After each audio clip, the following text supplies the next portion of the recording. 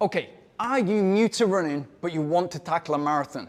In this video, I'm going to tell you exactly how I would go about it and give you all the quick fire tips that you need in order to go from doing absolutely no running at all to being able to run a marathon in the shortest possible time frame.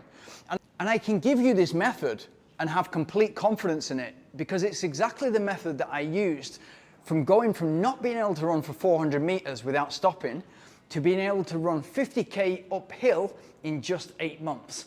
So if I can do that, I'm pretty sure that you can go from where you are now with your running to being able to run a marathon and enjoying it, which is by far the biggest point. Now, most first-time marathon runners make this mistake. And if this is the mistake that you're currently making or the mistake that you've already made, let me know in the comments below because I find it fascinating. But the mistake that they make is somebody in the office or a friend or family member is doing a marathon. And so they sign up too. And it's far enough in the future that in the future, I'm going to be way fitter. In the future, I'm going to have done all this training, I'm going to put it to work, and then it's there. And it's absolutely brilliant to put something in the diary and say, December 2025, it's in the diary, it's happening, I just need to work towards it. And it's a little bit like an exam. You can either leave all the training to later on and then rush the training, and usually that leads to overtraining, or you can get to work now and take the baby steps that it needs in order to implement and hardwire the habit. So you have two options at this stage. You can either use this initial motivation and enthusiasm and turn it into overtraining, which is the mistake, or you can use this initial motivation and enthusiasm and use it to hardwire the habit of running and take small steps so that in 4 weeks from now, you're in a different place. In 8 weeks, in 13 weeks from now, you're in a different place altogether and you gradually move in towards your goal. That's the powerful part, and it's how habits compound. And it's exactly the same in other aspects of your life, whether it's a business that you're building, whether it's your career you're focused on, whether you're trying to learn a language, whether you're trying to play an instrument. Instead of taking all that initial motivation and going really at it and I'm going to build this business and then usually getting burnt out, instead of implementing the habit and the processes and systems that it takes in order to gradually build that business or to learn that language or learn that instrument over time, that is where the power comes in, and that is the magic. What you will get in running, instead of getting burnt out or bored of whatever it is you're trying to learn or do or create, what that will come is in the form of an injury. And you don't want that relationship to running. Injury or illness, you don't want that sadness and also that pain relating to running because it's going to make it more and more difficult for you to revisit running in the future once you've recovered. So number one, here's how I would start. Instead of going out there and thinking, I'm gonna run exactly as I did, I'm gonna run for an hour. I'm just gonna go super slow and everything's gonna be fine. And 400 meters later, I couldn't breathe properly. I had to stop. I was on my knees and then, okay, I'm walking back to the house.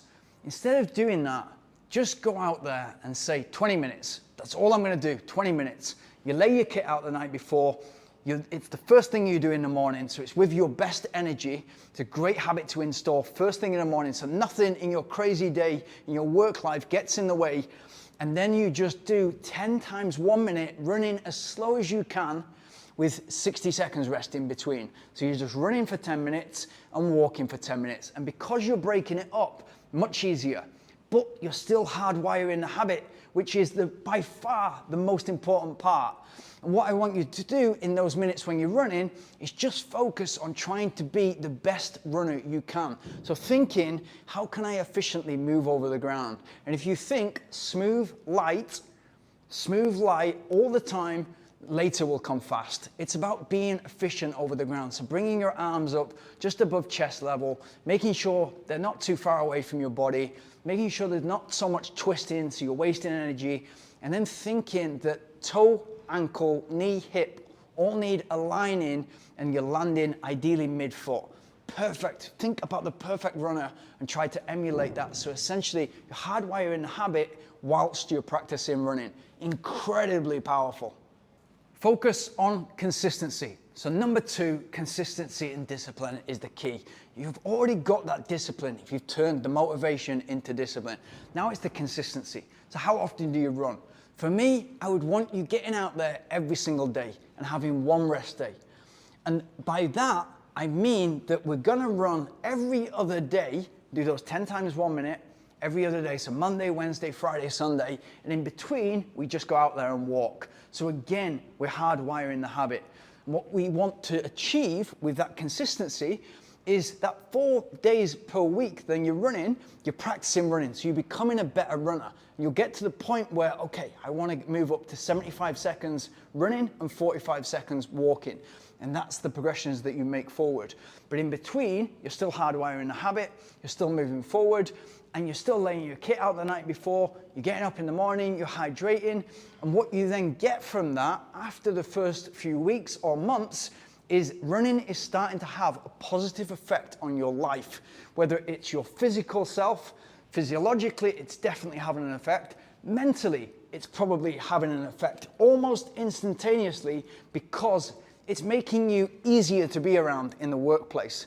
You've already ticked that health and fitness box before you've even got to work. So when you get to work, you're probably a better colleague. It's probably easy to be around you, and you're probably more productive because you've now got more energy. You're probably able to think of things whilst you're running, and it becomes either quite meditative or brilliant time to solve problems, brilliant time to think of ideas. So your creativity is boosted too, all from running. Once you start to see all the different benefits that running has, then you're not going to want to move back and become a non-runner again. Number 3, keep it fun. And to keep it fun means that you're going to keep doing it. And if you keep doing it, you'll get better at it. If you get better at it, it'll become more fun. And as it gets, you're in the positive flywheel, and then you're off, and then it's great. The only way to get yourself out of that positive feedback loop is if you overdo it. So the key is gradually adding the mileage, gradually adding the amount of running that you're doing and the amount of walking you're doing.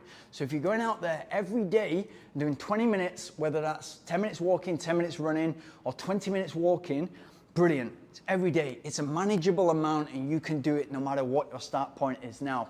If you want to increase that, try to increase it by no more than 10% per week. Both your overall volume of walking and running and your running. So think about those two things as you move on.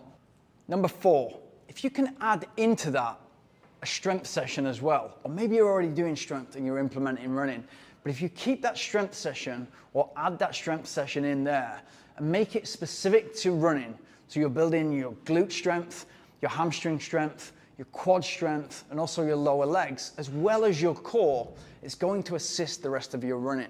So you're gonna be able to take a couple of leaps forward because you're building a running body when you're out there running and walking, but also when you're in the gym. You don't need to spend a lot of time in the gym. It might be 30 to 40 minutes, absolute max. Within 40 minutes, you can do 8 to 10 different exercises, get them out. There's no scrolling on your phone or messing around with your friends and colleagues, etc. It's just you focused on the gym, making it efficient and making it running specific.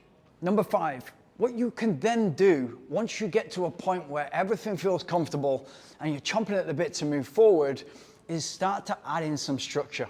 And that will look like you build in aerobic capacity at the moment, and that's brilliant because you build in the base of the triangle. And what we're trying to do with endurance is build the surface area of the triangle. So the base of the triangle would be your aerobic capacity, would be the low effort stuff that you're going out there and you're just practicing running and it's conversational. That's low effort stuff, and that's building the base of the triangle. And the height of the triangle you build by running faster.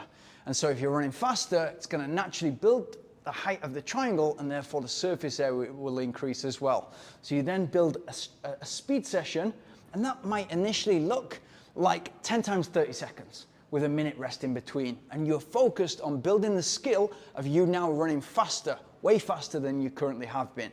And then you build on from there. Then what I want you to do is focus on a Sunday long run.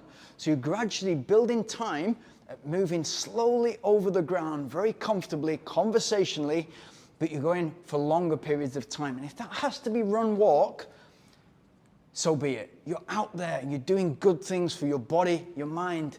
It's absolutely brilliant. So if that needs to be 5 minutes running, 1 minute walking, brilliant. And if you can build up to that and then build past it, so eventually you get to 10 minutes running, 1 minute walking, all of a sudden the marathon is not so far off. Because if you can run for 10 minutes, you can run for 5K. And if you can run for 5K, you can run for 10K. And if you can run for 10K, you can run for a marathon. And that's the biggest thing. If you just understand, and you will understand very quickly from the training, that if you can run for a minute, you can run for a marathon. It's just a matter of practice and training. Good luck. And if you got anything from that, please like, subscribe, and tell me what's the longest you've ever ran so far.